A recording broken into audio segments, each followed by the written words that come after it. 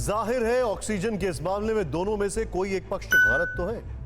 अगर आपदा के समय भी कोई इस तरह के फायदे के लिए झूठ बोलने लगे तो इससे बड़ी फिक्र भला क्या हो सकती है। कोरोना से जुड़ी एक और बड़ी फिक्र दूसरी लहर में गिरावट के साथ ही देश में तीसरी लहर की भविष्यवाणी से डर का माहौल है। लेकिन आज हम आपको कोरोना वायरस के कैरेक्टर और लहर की कई अनसुनी थ्योरी बताने वाले हैं। लहरों के उठने और गिरने के बीच की असलियत सुनाने वाले हैं और यह भी बताने वाले हैं कि क्या कोरोना वायरस एक वेल प्लान्ड जैविक हथियार है और कोरोना वायरस पर उठते सवाल और उसके रहस्यों से पर्दा हटाने वाली थ्योरी का आधार क्या है।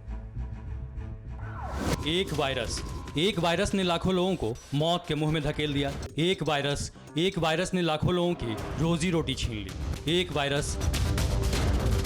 वायरस ने देश दुनिया की इकोनॉमी को पटरी से उतार दिया। तो आखिर ये कोरोना वायरस आया कहां से, क्यों आया, कब आया और कब जाएगा? विज्ञान भी इसका जवाब नहीं दे पा रहा है और यही वजह है कि कोरोना वायरस को लेकर सबसे बड़ा सवाल उठता है कि क्या कोरोना वायरस एक बायो वेपन है। इसको लेकर TV9 ग्रुप के CEO वरुण दास ने अपने आर्टिकल में कई सवाल उठाए। आखिर कोरोना को एक वेल प्लान्ड जैविक हथियार क्यों कहा जा रहा है और कोरोना के बिहेवियर को रैंडम बिहेवियर क्यों कहा जा रहा है? दरअसल इसके पीछे वाजिब तर्क हैं। देखिए, ये कोरोना की पहली लहर का आंकड़ा है जिसमें 16 सितंबर 2020 को कोरोना के डेली नए केस का आंकड़ा 98,000 के करीब पहुंच गया। लेकिन इसके बाद कोरोना के रोजाना केस में इतनी तेज गिरावट हुई कि कोरोना का ग्राफ धड़ाम से नीचे आ गिरा। यहाँ गौर करने वाली बात यह है कि तब देश में कहीं भी लॉकडाउन नहीं लगा था। तीज त्योहार के मौसम थे। दशहरा, दिवाली, क्रिसमस जैसे बड़े पर्व मनाए जा रहे थे। बिहार में चुनाव भी हो रहे थे। बावजूद इसके कोरोना का ग्राफ तेजी से नीचे गिरा। दूसरी लहर में कोरोना वायरस का यही व्यवहार दिखा। 6 मई 2021 को देश में 4,14,000 से ज्यादा कोरोना के नए केस मिले और इसके बाद भी कोरोना के डेली केस का ग्राफ अचानक ही नीचे आ गया। इस तेज गिरावट के लिए कई एक्सपर्ट्स लॉकडाउन को जिम्मेदार मानते हैं। लेकिन अगर ये तर्क सही है तो फिर पहली लहर पर्व त्योहारों के बीच भी कैसे काबू में आ गई? अब इन दो लहरों के बीच हर्ड इम्यूनिटी की थ्योरी भी कहीं सुनी गई जिसका आधार 70% आबादी का संक्रमित होना है और अभी तक तो देश में करीब 2.5% लोग ही कोरोना से संक्रमित हुए हैं। ऐसे में सवाल उठता है कि पीक पर कोरोना के पहुंचने के बाद इतनी तेज गिरावट का क्या कारण है। TV9 ग्रुप के CEO वरुण दास ने इसके लिए एक नई थ्योरी बताई है। वो है कोरोना वायरस की कम होती क्षमता।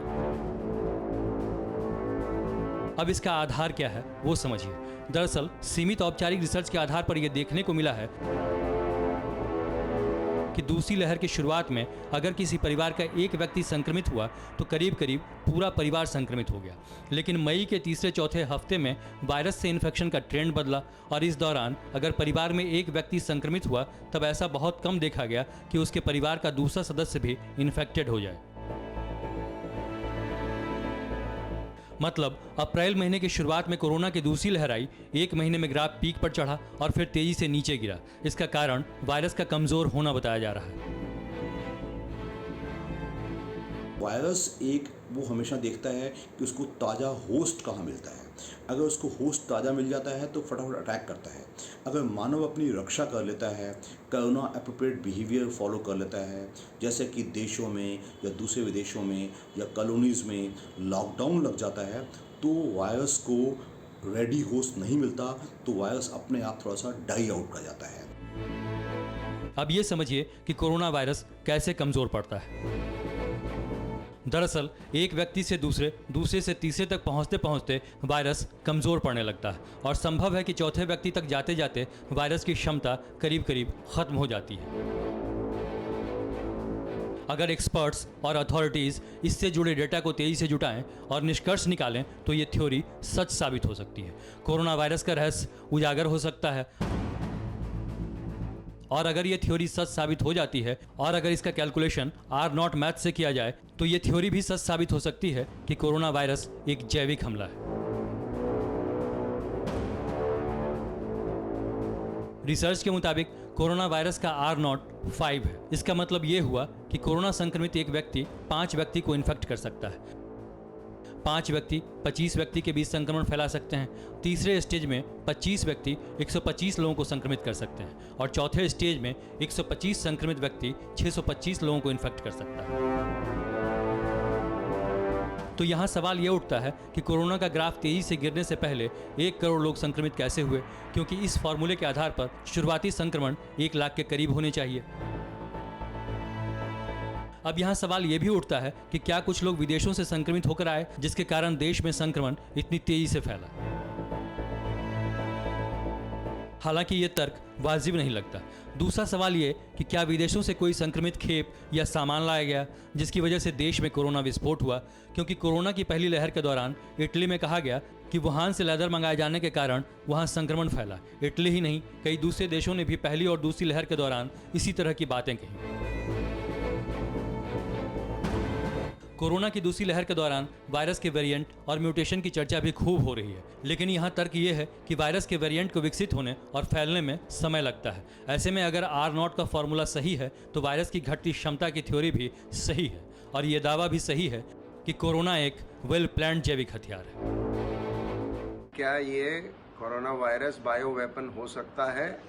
तो इस बात की पूरी संभावना है और ये बात पिछले 1.25 साल से 15 महीनों से बहुत सारे लोगों ने अमेरिका में भी कही है, दुनिया के और देशों ने भी कही है, वैज्ञानिकों ने भी माना है।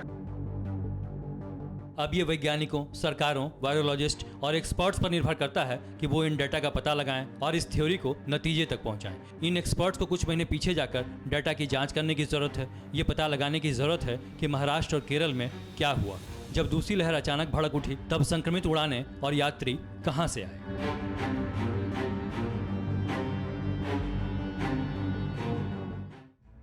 अड़ी सोमवार से शुक्रवार शाम 6 बजे सिर्फ TV9 भारतवर्ष पर।